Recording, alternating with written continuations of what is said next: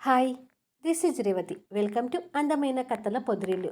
Video చూస్తున్న ప్రతి ఒక్కరికి, అలాగే లైక్స్, కామెంట్స్తో ఎంకరేజ్ చేస్తున్న వారందరికీ నా హృదయపూర్వక ధన్యవాదాలు. ఇక కథలోకి వస్తే, అశోక్ రేణు వాళ్ళ ఫాదర్ని కలిసి రేణు నిర్ణయం విని షాక్ అవుతూ రేణుని కలవడం కోసం వస్తాడు కదా. ఆ తర్వాత నుంచి స్టోరీ కంటిన్యూషన్. ప్రేమ మనసులు ఎపిసోడ్ నెంబర్ 59. రేణు అశోక్ని కోపంగా చూసి అక్కడి నుండి వెళ్ళబోతుండగా, ఒక్క నిమిషం నీతో మాట్లాడాలి రేణు అంటాడు. నాకు నీతో మాట్లాడాల్సిన అవసరం ఏమీ లేదు అని కోపంగా వెళ్ళబోతుంటే, పెళ్లి చేసుకోకుండా ఒంటరిగా ఉండిపోవాలని నిర్ణయించుకున్నావంట, నిజమేనా అని అడుగుతాడు. రేణు కోపంగా వెనుకకు తిరిగి చూసి మళ్ళీ మౌనంగా ముందుకు వెళ్ళబోతుంటే, అసలు నిన్ను చేసుకోవడానికి సంబంధాలు రాక అలాంటి నిర్ణయం తీసుకున్నావు కదా అంటాడు. ఆ మాట వినగానే ముందుకు వేయబోయిన రేణు అడుగులు అక్కడికి ఆగిపోతాయి. అయినా నీ గురించి తెలిసాక నిన్ను ఇంకెవరు పెళ్లి చేసుకుంటారులే అని రేణుని కావాలని రెచ్చగొడుతుంటాడు. రేణు ఆవేశంగా అశోక్ ముందుకొచ్చి, అంటే ఏంటి నీ ఉద్దేశం అని అడుగుతుంది. ఇంకా అర్థం కాలేదా? అసలు నిన్ను పెళ్లి చేసుకోవడానికి ఎవ్వరు ముందుకు రారని తెలిసే నేను అసలు పెళ్ళే చేసుకోను, ఒంటరిగా ఉండిపోతానని ప్రచారం చేసుకుంటున్నావు కదా అని తన ఇగోని కావాలని హర్ట్ చేస్తూ మాట్లాడతాడు. ఏం వాగుతున్నావు అంటుంది కల్లెర చేసి. ఉన్నదే వాగుతున్నాను. నీకు పెళ్ళి జరగడం అంటే మా నాన్నని డైరెక్టర్ పదవి నుంచి తొలగించినంత ఈజీ అనుకున్నావా? నీకంత సీన్ లేదు. ఈ జన్మకి నీకు పెళ్ళి అయినట్టే.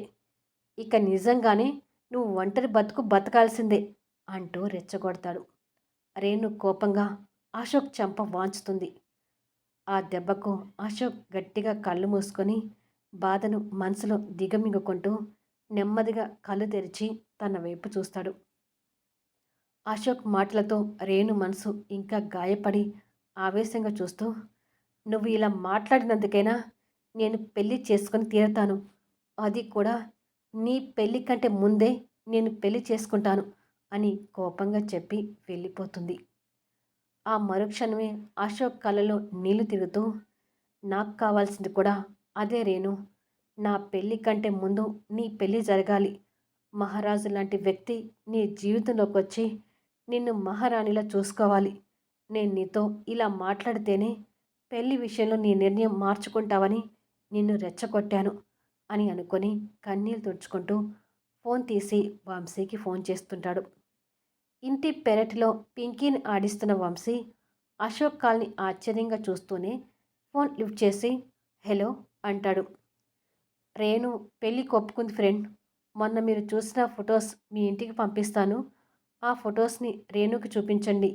రేణు పెళ్ళి తొందరగా అయ్యేటట్టుగా చూడండి ప్లీజ్ అని రిక్వెస్ట్గా చెప్పి ఫోన్ పెట్టేస్తాడు. అశోక్ మాటలకు వంశీ ఆలోచిస్తూ, రేణు ఇంత త్వరగా పెళ్ళికి ఒప్పుకోవడం ఏంటి అని అనుకుంటాడు. మరుసటి రోజు ఉదయం అశోక్ నిద్ర నుంచి లేవగానే అనుష దగ్గర నుంచి కాల్ వస్తుంటుంది. అశోక్ ఆ కాల్ చూసుకొని, అనుష ఇంత మార్నింగ్ ఫోన్ చేస్తుంది ఏంటి అని అనుకొని ఫోన్ లిఫ్ట్ చేసి, ఏంటి అనుష అంటాడు.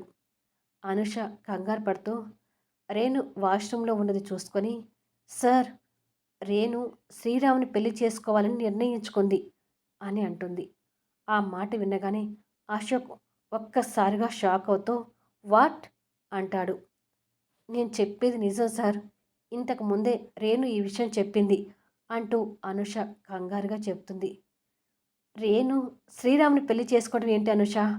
మళ్ళీ ఈ కొత్త చిక్కేంటి అని అడుగుతాడు చిరాకు పడుతూ. ఏమో తెలియదు సార్. నిన్న సాయంత్రం శ్రీరామ్ దగ్గరికి వెళ్ళి పెళ్లి విషయం మాట్లాడిందంట. శ్రీరామ్ కూడా ఒప్పుకున్నాడంట.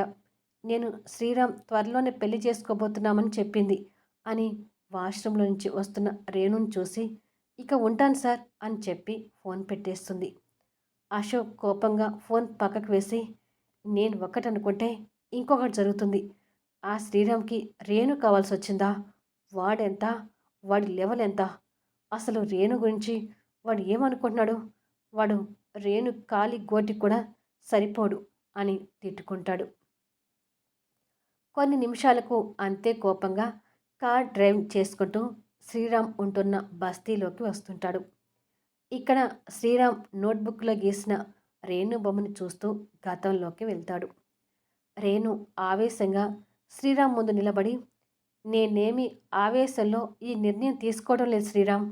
నిజంగానే నిన్ను పెళ్లి చేసుకోవాలనుకుంటున్నాను. ఈ పెళ్లి నిర్ణయం చెప్పి పోదామని వచ్చాను. నాతో నీకు పెళ్లి ఇష్టమా కాదా? ముందు అది చెప్పు అని అడుగుతుంది. శ్రీరామ్ కాస్త కంగారు పడుతూ, మేడం, మనం ఓ 2 రోజుల తర్వాత దీని గురించి మాట్లాడదాము. ఇప్పుడు ఈ విషయాన్ని వదిలేసి మీరు ప్రశాంతంగా హాస్టల్కి వెళ్ళండి అంటాడు. నీ సమాధానం వచ్చే వరకు నేను హాస్టల్కి వెళ్ళను శ్రీరామ్. నీకు ఈ పెళ్ళి ఇష్టమా కాదా అది మాత్రమే చెప్పు అంటుంది మొండిగా. శ్రీరామ్ మౌనంగా ఉండిపోతాడు. ఓ, నువ్వు ఇంకా ఆలోచిస్తుంటే పేపర్లో మా గురించి వచ్చి నిజమని నువ్వు కూడా నమ్ముతున్నావా అని అడుగుతుంది అదే ఆవేశంతో. అదేమీ లేదు మేడం, మీ గురించి నేనెప్పుడు అలా ఆలోచించలేదు. కాకపోతే నేను మీకు తగిన వాడిని కాదు. మీరు నాతో జీవితం పంచుకోవడానికి చాలా ఇబ్బంది పడతారు. ఈ బస్తీలో నాతో కలిసి ఈ ఇంట్లో ఉండాలంటే నరకం చూస్తారు అని అంటాడు. పర్వాలేదు శ్రీరామ్, ఇప్పుడు నేను పడుతున్న నరకంతో పోల్చుకుంటే ఈ బస్తీలో ఉండడం పెద్ద నరకమేమి కాదు. ఇవన్నీ వదిలే, నన్ను పెళ్లి చేసుకుంటావా లేదా అది మాత్రం చెప్పు ప్లీజ్ అంటుంది.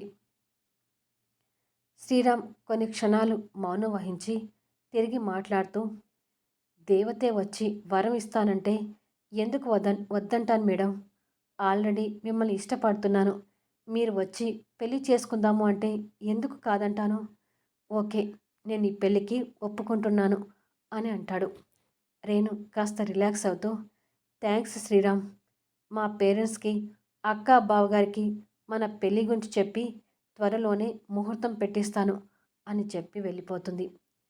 శ్రీరామ్ అదంతా గుర్తు తెచ్చుకుంటూ ఉండగా బయట నుంచి శ్రీరామ్ ఫ్రెండ్ మధు ప్లాస్టిక్ బిందె పట్టుకొని, రే శ్రీరామ్, మన వీధిలోకి వాటర్ ట్యాంకర్ వచ్చింది. జనాలు గుంపు కూడక ముందే బిందె పట్టుకొని వచ్చేయి అంటాడు. వస్తున్నాను మధు అంటూ శ్రీరామ్ లుంగిని పైకి కట్టి ప్లాస్టిక్ బిందె పట్టుకొని బయటికి వచ్చేసరికి వాటర్ ట్యాంకర్ దగ్గర అప్పటికే అమ్మలక్కలు నీళ్ళ కోసం జుట్లు సిగులు పట్టుకొని కొట్టుకుంటూ ఉంటారు. శ్రీరామ్ మధు వాళ్ళని చూసి, ఇది మామూలే కదా, వాళ్ళ పనుల్లో వాళ్ళు ఉంటారు, మన పనిలో మనం ఉందాం అని అనుకొని ఇద్దరూ ఆ గుంపుని తరుముకుంటూ లోపలికి వెళ్తుండగా అశోక్ కారులో నుంచి దిగి వాళ్ళని అలా చూస్తాడు. అసలే కోపంతో ఉన్న అశోక్ ఆ బస్తీ వాతావరణాన్ని చిరాగ్గా చూస్తూ అక్కడికి వచ్చి శ్రీరామ్ని అలా చూసేసరికి ఇంకా కోపం అమాంతం పెరిగిపోతుంటుంది. వారిలో నుంచి ఒక అవ్వ శ్రీరామ్తో మాట్లాడుతూ, రే శ్రీరామ్, నీకు పెళ్ళి కుదిరిందట కదా, పప్పన్నం పెట్టబోతున్నావన్నమాట అంటుంది నవ్వుతూ. శ్రీరామ్ కాస్త సిగ్గుపడుతూ, అవునే ముసలి, నా కాబోయే పెళ్ళం ఎలా ఉంటుందో తెలుసా, అచ్చం సినిమా హీరోయిన్లా ఉంటుంది అంటాడు సంబరపడుతూ. ఆ మాటలు వింటున్న ఆశోక్కి ఇంకా కాలిపోతుంటుంది. ఇంతలో అక్కడ జనాలు కూడా సూటు బూటుతో ఉన్న అశోక్ని, ఆ కార్ని వింతగా చూస్తుంటారు. ఆ గుంపులోని ఒకరు, రే శ్రీరామ్, నీ ఇంటి ముందుకి ఒక పడవ కారులో సూటు బూటుతో దర్జాగా ఉన్న ఓ మనిషి వచ్చాడు అంటుండగానే ఆ గుంపులో నుంచి శ్రీరామ్ మధు నీళ్ళ బిందెలు భుజం మీద పెట్టుకొని బయటపడతారు.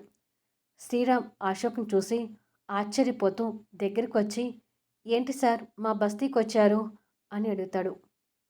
లుంగీతో కనిపిస్తూ భుజంపై నీళ్ళ బిందె పట్టుకొని ఉన్న శ్రీరామ్ని కింది నుంచి పై వరకు కోపంగా చూసి, ఇలాంటి వాడిన రేణు పెళ్లి చేసుకుంటానన్నది అని మనసులో అనుకొని, నీతో మాట్లాడాలి పద అంటాడు కోపంగా. అశోక్ కోపంగా ఉన్నాడని గమనించిన శ్రీరామ్ ఇక ఏమీ మాట్లాడలేక, రండి సార్ అంటూ ఇంటి లోపలికి తీసుకెళ్తుంటాడు. శ్రీరామ్ దర్వాజా దాటుకుంటూ లోపలికి అడుగు పెట్టగానే అశోక్ కూడా ఆ దర్వాజా దాటుకుంటూ లోపలికి వస్తుంటే కిందిగా ఉన్న దర్వాజా అశోక్ తలకి కొట్టుకుంటుంది. శ్రీరామ్ అది చూసి, అయ్యో, తల వంచుకుని రమ్మని చెప్పడం మర్చిపోయాను సార్, ఏమీ అనుకోకండి అంటాడు. అసలే కోపంగా ఉన్న అశోక్ ఆ మాటకి, ఆ నొప్పికి ఇంకాస్త బీపీ పెంచుకొని లోపలికొచ్చేసరికి ఓ పెద్ద ఎలుక అశోక్ కాళ్ళ నుంచి దూరి వెళ్తుంటుంది. అశోక్ ఒక్కసారిగా బెదిరిపోయి శ్రీరామ్ వైపు కోపంగా చూస్తుంటాడు. శ్రీరామ్ అది చూసి, "ఈ ఎలుకలతో మాకు మామూలే సార్" అంటూ భుజం మీద ఉన్న బిందెను పక్కకు పెట్టి కుర్చీ వాల్చి, "కూర్చోండి" అంటూ ఫ్యాన్ వేస్తాడు. ఆ ఫ్యాన్ కూడా టకా టకా అని సౌండ్ వస్తుంటుంది. అశోక్ ఆ ఫ్యాన్ వైపు చూసి, "ముందు ఆ ఫ్యాన్ ఆఫ్ చేసి చావు, ఎక్కడ మీద పడుతుందేమోనని భయంగా ఉంది" అంటాడు కోపం చూపిస్తూ. శ్రీరామ్ వెంటనే ఫ్యాన్ ఆఫ్ చేస్తాడు. అశోక్ ఆ చిరాకు కోపంతోనే ఇల్లంతా చూస్తుంటాడు. శ్రీరామ్ అది గమనించి, "ఈ ఇంట్లో నేను ఒక్కడే ఉంటాను సార్" అంటాడు. అశోక్ మొహం మీద అంతే కోపం పెట్టుకొని, "నువ్వొక్కడివే ఎలా అవుతావు? ఈ ఇంట్లో నీతో పాటు ఎలుకలు కూడా సంసారం చేస్తున్నాయి కదా" అంటాడు. శ్రీరామ్ నవ్వి, "నిలబడి ఉన్నారేంటి సార్, కూర్చోండి" అంటాడు. "తీరిగ్గా కూర్చొని నీతో ముచ్చట్లు పెట్టడానికి నీ బస్తీకి రాలేదు" అంటాడు. "మీరు కోపంగా ఉన్నారని అర్థమవుతుంది. అసలు మీరు కబురు పెడితే నేనే మీ దగ్గరికి వచ్చేవాణ్ణి. మీలాంటి పెద్దవారు నన్ను వెతుక్కుంటూ ఈ బస్తీకి రావడం నాకు ఇబ్బందిగా ఉంది సార్" అంటాడు. "నువ్వలా రప్పించావు మరి, ఏం చేద్దాం, నా టైం అలా ఉంది" అంటాడు చిరాగ్గా. శ్రీరామ్ అశోక్ కోపాన్ని చూసి ఏమీ మాట్లాడలేక మౌనంగా ఉంటాడు. "ఓకే, పాయింట్కి వస్తున్నాను. రేణుని నువ్వు పెళ్లి చేసుకోకుండా ఉండాలంటే నీకు ఎంత డబ్బు కావాలి" అని అడుగుతాడు అశోక్. శ్రీరామ్ కాస్త ఆశ్చర్యపోతూ, "ఓ, మీరు ఆ విషయం మాట్లాడడానికి వచ్చారా? అంటే మా పెళ్ళికి విలువ కడుతున్నారా సార్" అని అడుగుతాడు. "ఏం చెయ్యండ్రా మరి, అసలు నువ్వేంటి, రేణుని పెళ్లి చేసుకోవడం ఏంటి? నీకు రేణుకి నక్కకి నాగలోకానికి ఉన్నంత తేడా ఉంది. రేణుని పెళ్లి చేసుకుని తన భవిష్యత్తుని ఇలా మురికి పట్టిన మనుషుల మధ్య ఈ బస్తీలో పెడదామనుకుంటున్నావా? కాసేపు ఈ ఇంట్లో ఉంటేనే ఎలుకల కంపు భరించలేకపోతున్నాను. అలాంటిది రేణు నిన్ను పెళ్లి చేసుకొని ఈ బస్తీలో ఈ ఇంట్లో ఎలా కాపురం చేస్తుందనుకుంటున్నావు" అని అడుగుతాడు. శ్రీరామ్ నేలచూపులు చూస్తూ, "నా గురించి అన్నీ తెలిసే, ఈ పరిసరాలని చూసే రేణు మేడం ఈ పెళ్ళికి ఒప్పుకుంది సార్" అంటాడు. అశోక్ అంతే కోపంగా చూస్తూ, "నీతో పెళ్ళి ఒప్పుకుంది నిన్ను ఇష్టపడో, ఈ పరిసరాలు నచ్చో కాదు. నేను తన్ని రెచ్చగొట్టడం వల్ల ఆవేశంలో వచ్చి నిన్ను పెళ్లి చేసుకుంటానన్నది. దాంతో నువ్వు చంకలు గుద్దుకుంటూ ఈ పెళ్ళికి ఒప్పుకున్నావు. అసలు రేణుని ఏ ఉద్దేశంతో పెళ్లి చేసుకోవాలనుకుంటున్నావు? రేణుకి ఒక ఖరీదైన పట్టుచీర కొనిచ్చి తనని సంతోషపెట్టగలవా? 3 పూటలా తనకు ఇష్టమైన భోజనం పెట్టగలుగుతావా? ఈ ఎలుకల కొంపలో తనని ప్రశాంతంగా నిద్రపోనిస్తావా" అని అడుగుతాడు. శ్రీరామ్ ఆ మాటలను విని మౌనంగా ఉంటాడు. "రేణుని పెళ్లి చేసుకోవాలనుకునేవాడికి ఒక అర్హత ఉండాలి. అది నీకు ఏ కోశానా లేదు" అంటూ జేబులో నుంచి బ్లాంక్ చెక్ తీసి శ్రీరామ్ చేతిలో పెట్టి, "ఇదిగో బ్లాంక్ చెక్. నీకు ఎంత డబ్బు కావాలో రాసుకొని రేణుకి కనిపించకుండా దూరంగా వెళ్ళిపో" అంటాడు. శ్రీరామ్ ఆ చెక్ చూసి నవ్వి ఆ చెక్ని తిరిగి అశోక్ చేతిలో పెట్టి, "అసలు మీరెవరు సార్, మా గురించి ఇన్ని మాటలు మాట్లాడడానికి" అని నేను అడగొచ్చు. కానీ మీ హోదాని చూసి గౌరవం ఇవ్వాల్సి వస్తుంది. మీరు ఈ బస్తీని, ఈ ఇంటిని చులకన చేసి మాట్లాడుతున్నారు. ఒకప్పుడు మీరు ఇవి కూడా లేక అనాథగా పెరిగారని గుర్తుపెట్టుకోండి. ఇలాంటి మురికి పట్టిన బస్తీ మనుషులు కూడా మీ స్కై రాకెట్ ప్రొడక్ట్స్ని కొనబట్టే మీరు ఈ స్థాయిలో ఉన్నారని తెలుసుకోండి" అంటాడు.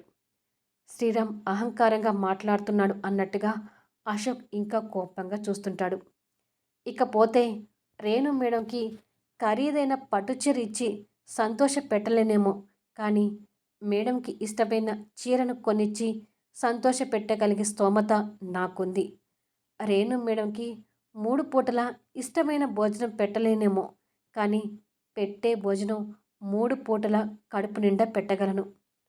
2 సంవత్సరాల నుంచి మనసు విరిగిపోయే మాటలకు అలవాటు పడిపోయిన రేణు మేడం ఈ ఇంట్లో ఎలుకల గొలను పెద్దగా లెక్క చేయదులేండి అంటాడు. శ్రీరామ్ సెటైర్లకు అశోక్ ఉరిమి చూస్తుంటాడు. మీరు ఈ బ్లాంక్ చెక్ ఇవ్వకుండా రేణుని నేను పెళ్లి చేసుకుంటాను, నువ్వు తప్పుకో శ్రీరామ్ అంటే సంతోషంగా తప్పుకునేవాణ్ణి. కానీ మీరు ఇంతవరకు ఆ మాట అనడం లేదు. నా దగ్గర కూడా డబ్బు ఉంటే మీకు ఇలాగే బ్లాంక్ చెక్ ఇచ్చి మా జోలికి రాకుండా ఉండండి అనేవాణ్ణి. కానీ నా దగ్గర డబ్బు లేక కేవలం నోటితోనే చెప్తున్నాను. మా పెళ్ళి జరగనివ్వండి సార్ అంటాడు. అశోక్ కోపంగా చూస్తూ, నీ దగ్గర డబ్బు లేదు కాబట్టే రేణుని వదిలేయమని వేడుకుంటున్నాను. పాపంరా రేణు చిన్నతనం నుండి మధ్యతరగతి కుటుంబంలో పెరిగి కష్టాలు పడింది. ఆస్తి ఉన్న మనిషి భర్తగా రావాలని కోరుకుంది. తన జీవితం గురించి బంగారు కలలు కనది. ఇప్పుడు తను నిన్ను పెళ్లి చేసుకుంటే తన జీవితం మళ్ళీ మొదటికే వస్తుంది. అందుకే నీకు చేతులెత్తి మొక్కుతాను, రేణు జీవితంలోకి రాకు అంటాడు శ్రీరామ్కి చేతులు జోడిస్తూ. శ్రీరామ్ తలదించుకొని, క్షమించండి సార్, మీరు నా ముందు చేతులు జోడించడం భరించలేకపోతున్నాను. రేణు మేడంని పెళ్లి చేసుకుంటానని మాట ఇచ్చాను. ఇప్పుడు మీకోసం ఆ మాట తప్పలేను. కావాలంటే మీరే రేణు మేడకు నచ్చచెప్పి ఈ పెళ్ళి ఆపే ప్రయత్నం చేయండి. దానికి నేను అభ్యంతరం చెప్పను. అంతేకాని ఇలా నాకు బ్లాంక్ చెక్ ఇచ్చి మా పెళ్ళి ఆపాలని చూడకండి అంటాడు శ్రీరామ్. అశోక్ అంతే కోపంగా చూస్తూ, అంటే రేణు జీవితంలో నుంచి తప్పుకోను అంటావు అంతేనా అని అడుగుతాడు. శ్రీరామ్ మౌనమే సమాధానంగా ఉంటాడు. అశోక్ అంతే కోపంగా చూస్తూ, సరే నేను రేణుతోనే మాట్లాడతాను అని బయటకు వస్తాడు. అప్పటికే వీధి పిల్లలు అశోక్ కార్ డిక్కీల మీద ఎక్కి కూర్చొని ఆడుతుంటారు. అశోక్ కోపంగా వాళ్ళ వైపు చూస్తుంటాడు. శ్రీరామ్ కూడా బయటకు వచ్చి ఆ పిల్లని చూసి, రేయ్ కారు దిగండి అంటూ ఆ పిల్లలందరినీ ఎత్తుకొని కిందికి దింపుతాడు. అశోక్ కోపంగా శ్రీరామ్ వైపు చూస్తూ కార్ డ్రైవింగ్ చేసుకొని వెళ్తాడు.